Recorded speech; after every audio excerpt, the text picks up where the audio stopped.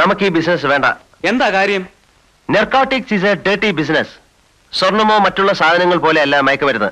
It's a killer drug. ആളെ കൊല്ലി. ലക്ഷക്കണക്കിന് ആളുകളുടെ ശാപം ഏൽക്കേണ്ടി വരും. എന്ത് ലാഭം കിട്ടിയാലും നമ്മൾ ഈ ബിസിനസ് ചെയ്യില്ല. കള്ളക്കടത്തുകാരനും കരിഞ്ചന്തക്കാരനും സമൂഹത്തോട് എന്ത് ബാധ്യതയാണുള്ളത്? എങ്ങനെയെങ്കിലും 10 കാശുണ്ടാക്കാൻ നേരത്താ അവന്റെ ഒരു ആദർശം. എങ്ങനെയെങ്കിലും കാശുണ്ടാക്കിയാൽ മതിയെങ്കിൽ നമുക്കൊരു കാര്യം ചെയ്യാം. മാമാ പണി ചെയ്യാം. ശരിയാ, ഡീസന്റ് കാര്യം.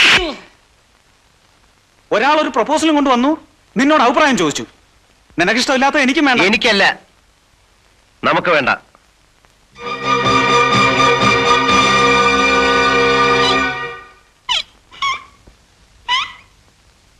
വേദനിച്ചോ?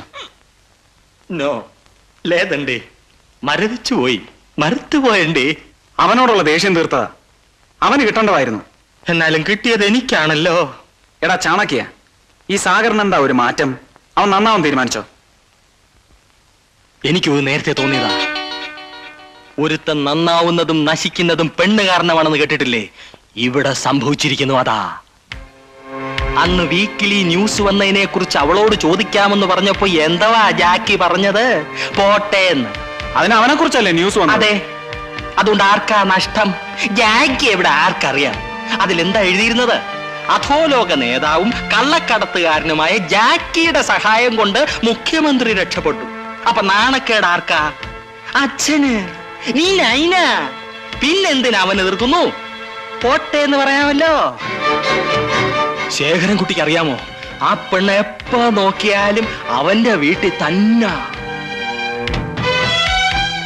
താൻ കണ്ടോ? കണ്ടോന്നോ? അന്ന് അവനെ വിളിക്കാൻ അവന്റെ വീട്ടിൽ ചെന്നില്ലേ? അന്ന് ഞാൻ ഈ കണ്ണുകൊണ്ട് കണ്ടതാ. എന്ത് കളിയും ചിരിയും ആയിരുന്നു രണ്ടുപേരും കൂടി.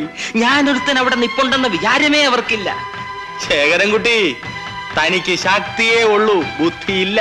അത് അവന്റെ കയ്യില്ല. അവൻ ഇഷ്ടമില്ലാത്തത് കൊണ്ട് ആ ബിസിനസ് വേണ്ടെന്ന് വെച്ചാൽ അതിന്റെ നഷ്ടം ആർക്കാ? തനിക്കും കോശിക്കും. ആരാടാ ബിസിനസ് വേണ്ടാന്ന് വെച്ചത്? ശേഖരൻകുട്ടിക്ക് ബുദ്ധി ഉണ്ടോന്ന് കാണിച്ചു കൊടുക്കാം.